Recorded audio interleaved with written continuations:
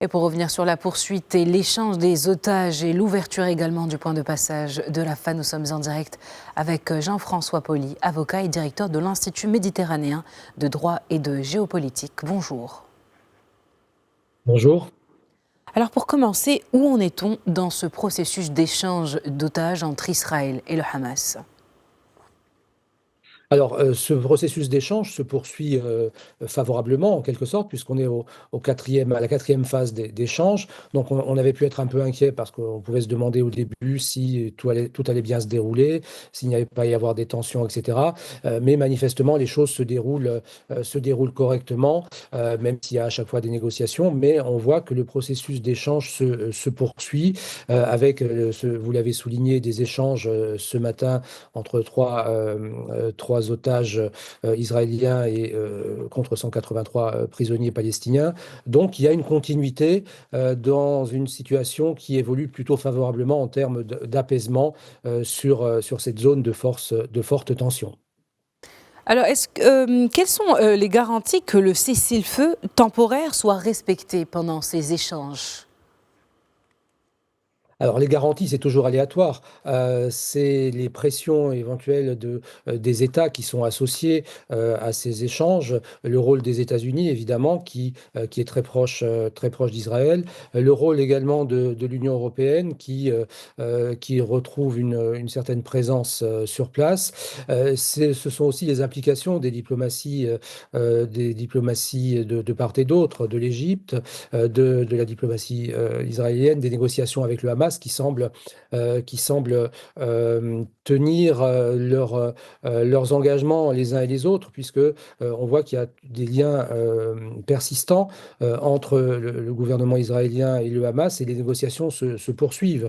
On a vu, par exemple, que le 27 janvier, Israël a autorisé un retour vers le nord de Gaza de milliers de réfugiés palestiniens après une négociation avec le Hamas. Ça veut dire que les liens entre les deux parties, malgré les tensions passées, se poursuivent dans une volonté de faire avancer et d'apaisement, manifestement. Donc c'est plutôt en l'état positif, même s'il faut rester extrêmement prudent parce que il y a des tensions en Israël en interne aussi, et on n'est pas à l'abri de l'action de forces extrémistes de part et d'autre qui ont la volonté de faire capoter un peu tout ça ou de perturber ce qui se déroule pour l'instant, même si c'est lent, de façon plutôt favorable à l'apaisement. Alors oui, vous l'avez dit à l'instant, Israël a autorisé le retour des citoyens palestiniens dans le nord de Gaza, mais retourne dans un véritable champ de ruines où rien n'est présent pour ces Palestiniens, ni vivres, ni aide humanitaire. Alors est-ce que l'ouverture du point de passage de Rafah sur l'acheminement de l'aide humanitaire, qu'est-ce que permettrait ce point de passage ? Alors, c'est un point essentiel, c'est un point de passage essentiel parce que ça permet de faire le lien entre la bande de Gaza et l'Égypte, l'Égypte qui est un acteur essentiel aussi, et ça donne la possibilité de mettre en place un couloir de passage humanitaire pour faire transiter les blessés palestiniens, les personnes qui sont malades vers les hôpitaux d'Égypte ou d'autres pays ensuite.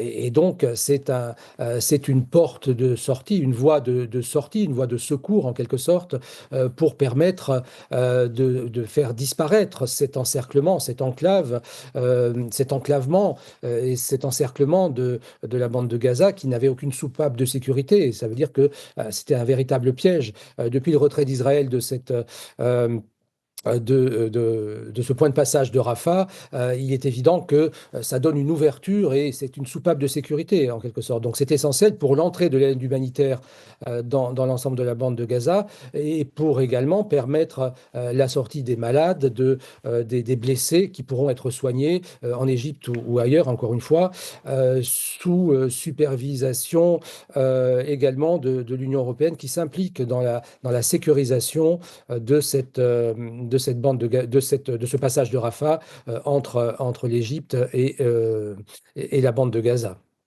Alors, mis à part des ONG européennes qui ont vraiment beaucoup aidé pendant la période de conflit, surtout au sein de l'enclave, désormais l'Union européenne souhaite aider les Palestiniens. Est-ce que vous pouvez nous dire un peu plus sur la nature de la mission de l'UE en cours dans la région ? Alors, déjà, le 27 janvier, les ministres des Affaires étrangères de l'Union européenne ont approuvé la reprise de ces missions de surveillance qui étaient présentes également auparavant à ce point de passage de Rafah.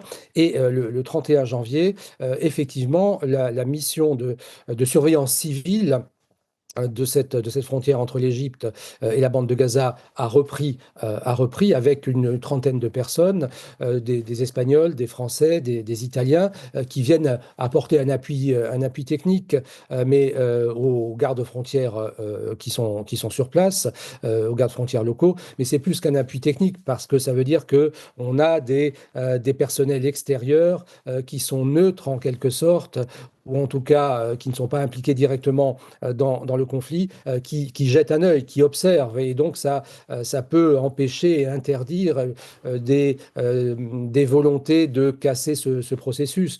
Quand on est observé sur le plan international, on est plus réticent à commettre des actes qui seraient contraires à ce processus qui va vers l'apaisement. Et donc ça veut dire qu'il y a un œil extérieur européen, des pays membres de l'Union européenne qui est là pour sécuriser, pour garantir et pour éventuellement aplanir les tensions qui pourraient être présentes, parce qu'on n'est pas à l'abri de tensions, d'accrochages. C'est un point extrêmement sensible. Il peut y avoir des discussions et donc il est bien qu'il y ait des observateurs un peu neutres ou internationaux qui soient présents et qui viennent garantir, dans le cadre de l'apaisement et d'une volonté d'apaisement, c'est la persistance, la permanence de ce corridor de passage qui est essentiel pour l'entrée de l'aide humanitaire, effectivement, pour permettre aussi la reconstruction qu'il faudra bien envisager et qu'il faut envisager, pour qu'il y ait tous les biens qui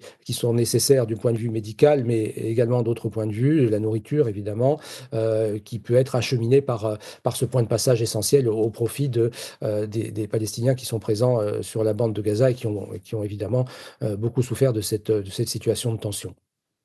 Alors, en incluant l'échange d'otages, les 4 échanges d'otages qui ont eu lieu, en incluant celui d'aujourd'hui qui doit également se terminer avec les Palestiniens qui doivent rentrer dans la bande de Gaza, la deuxième phase de l'accord de trêve entre les deux parties sera discutée lundi.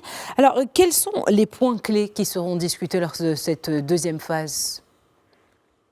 Alors, les points clés, ce seront le retrait du reste des otages israéliens qui sont détenus par le Hamas, et en même temps un retrait des troupes israéliennes, ou le plus possible de troupes israéliennes de la bande de Gaza. Donc c'est vraiment un accord, une négociation importante, parce que on va discuter du retrait des troupes israéliennes de ce territoire qui doit être maintenant reconstruit. Et pour être reconstruit, il est préférable que les forces armées ne soient plus présentes et qu'on laisse les acteurs civils opérer les opérations de construction. Et donc l'enjeu, c'est on échange les derniers otages en contrepartie de ce retrait, qu'on peut justifier par le fait d'indiquer que s'il n'y a plus d'otages israéliens dans la bande de Gaza, il n'y a pas de justification du maintien de troupes